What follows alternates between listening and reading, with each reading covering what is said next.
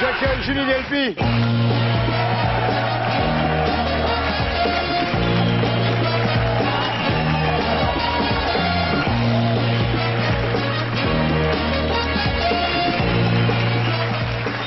Waouh, waouh, waouh.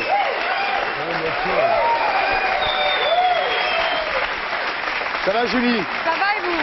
Alors, en fait, je crois que je vais voter comme vous me direz de voter. Si vous voulez que je vote oui ou non, dites-moi, parce que quand je vous vois, je ferai tout ce que vous voulez. Je serai votre esclave. Je vous le dirai tout à l'heure. Ah bon? Alors, Julie, tout le monde parle de vous en France. Vous avez une presse incroyable pour votre nouveau film qui s'appelle Before Sunset. Pareil aux USA. You are the talk of the town, Julie Delpy. Julie Delpy. Vous êtes nommée aux Oscars pour meilleur scénario pour Before Sunset. Votre film est le chouchou des critiques. Ça va du Village Voice au Los Angeles Times. Et le magazine américain Première vous a sélectionné parmi les comédiens les plus admirables de l'année.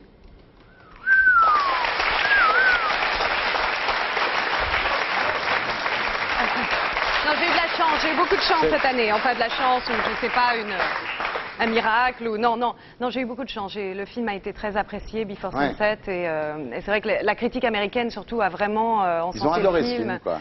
Ouais, ils l'ont pris, c'est devenu le film préféré de la critique américaine de l'année, et voilà. Alors maintenant que vous êtes une star américaine de passage en France, est-ce que vous allez être faite chevalier des arts et lettres comme toutes les stars américaines qui viennent à Paris? Je vais recevoir mon petit truc? Non, je crois pas, non. Non, parce qu'ils l'ont donné à tout le monde, hein. Ils l'ont donné à Stallone, ils l'ont donné à tout le monde.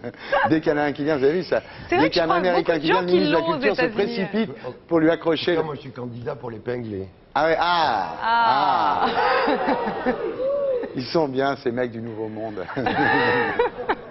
Alors, vous avez eu le privilège d'assister donc aux deux, aux Oscars, aux Césars dans votre vie. C'est lequel le plus chiant? Le plus chiant? Écoutez, les Césars, ça fait très longtemps, je me souviens pas très bien. Les Oscars, je me suis pas fait chier du tout, en tout cas, ça c'est sûr, mais bon. Qu'est-ce que vous auriez dit si vous aviez gagné? Vous avez préparé un petit truc, je suis sûr. On n'avait rien préparé parce qu'on était à peu près sûr de pas gagner, c'était un peu... Parce que vous avez une phrase de Billy Wilder que j'adore sur les prix. Les prix et les décorations, c'est comme les hémorroïdes, n'importe quel trou du cul finira un jour par en avoir. Voilà. Donc voilà. C'est Billy Wilder qui l'a dit. Vous auriez pu dire ça? J'aurais pu dire ça, ça aurait très bien, ça serait pas très bien passé. Dites-moi, alors aux Oscars, ça faisait pas drôle de voir Gérard Jugnot à côté de Clint Eastwood? Il n'était pas exactement à côté de lui, hein. Mais non, j'ai vu Gérard Jugnot, je lui ai dit bonjour, il m'a fait... Moi, il n'a pas l'habitude que les jolies femmes lui disent bonjour, il n'y a pas longtemps qu'il est riche. Mais non, mais il croyait que je le reconnaissais pas. Enfin, non, parce mais non, mais on s'est croisés avant, tout ça, il a travaillé avec ma maman, tout ça, donc je lui disais bonjour, mais il croyait que je le reconnaissais pas. Et je sais pas, les gens tout d'un coup se disent peut-être que je sais pas que je le... Vous aviez cette robe aux Oscars? Non, j'avais... Elle est bien celle-là, elle est jolie. J'aime beaucoup celle-là. C'est la même... Henri l'aime bien aussi. C'est le même fabricant, c'est une amie à moi qui fait ça, et Elle voilà. est la couleur de Thierry. Hein, oui, c'est noir, voilà. Avec des brillants. Enfin, vous n'avez pas les petits diamants, mais... Alors, c'est vrai que vous avez déjà perdu le diplôme qu'on vous a remis aux Oscars? En fait, je suis très bordélique et la personne qui fait le ménage chez moi range les choses et une fois que c'est rangé, je ne trouve plus jamais. Donc, bon, c'est pas grave, je vais le retrouver, éventuellement. Donc. Voilà, alors ce film qui recueille tant de louanges, c'est un film qui s'appelle Before Sunset, donc de Richard Linklater, avec Ethan Hawke et vous. Il est sorti en France depuis mercredi. Alors c'est la suite de Before Sunrise, faut dire les choses. Je ne sais pas si vous avez vu Before Sunrise, Henri. C'est pas une vraie suite, C'est plus une continuation, voilà. Ah, il est trop fort, lui. Non, mais parce qu'on est passé ensemble, déjà. Ah bon, pardon. Ah bon, d'accord. Qu'est-ce que vous avez fait ensemble? Non, c'est bon. On ne peut pas tout vous dire. Vous êtes allés dans une autre émission tous les deux, déjà. C'est comme ça qu'il drague, il endort les gonzesses. Le grand journal, c'est le grand journal, c'est pas grave, personne ne regarde. Non. Ah, vous étiez déjà tous les deux, c'est marrant, alors vous faites la promo groupée, quoi. Elle dit du bien de son film, vous dites non à l'Europe. Bon, ben voilà. C'est ça les médias modernes, oui. Alors, dans Before Sunrise, qui est sorti en 95, les deux héros, c'est-à-dire vous et Ethan Hawke, c'est une rencontre d'une nuit, quoi. Puis après, ils se séparaient en se faisant la promesse de se revoir 6 mois plus tard, voilà, au même endroit. Mais elle, empêchée, n'est pas venue, voilà.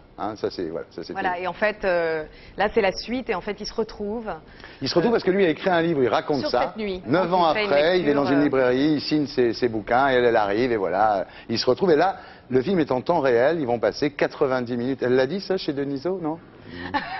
Et comment elle était chez Henri? Henri, comment elle était chez Il est Denisot? pas content, il est pas Non, je content. m'en fous. Comment elle était chez Denisot? On a écrit le scénario, le réalisateur, Est-ce qu'elle écrit l'acteur et moi. On a écrit. Ouais. On a écrit le. Non, non. Qu'est-ce que vous disiez? Non, mais justement, je voulais savoir si elle avait aussi bien vendu le film chez Denisot. Henri a l'air de dire. À mon que avis, oui. mieux ici. Mieux Mieux ici. ici, oui, oui. Merci, sympa. Il veut que je vote non. Je vais finir par voter non. Pas tout, hein. Pour lui faire plaisir, oui, bien sûr. Donc, alors, ils passent 90 minutes ensemble, donc en temps réel, ils parlent de tout, de rien, et surtout de la question de l'amour romantique. Est-ce que l'amour résiste au quotidien? Voilà. Est-ce que l'amour n'est pas dans l'attente de l'autre? Ouais. Ou l'impossibilité. L'amour paternel de Laurent résistera au temps. Ouais. Merci Riton, tu bois quelque chose? C'est déjà fait. Alors, on va voir à quoi ça ressemble. Vous allez regarder votre caméra et vous allez dire Magnéto Serge. Magnéto Serge. Non, non, mais attends, c'est pas un truc de sadomaso maintenant. Oui, c'est un peu Tu peux lui parler meilleur.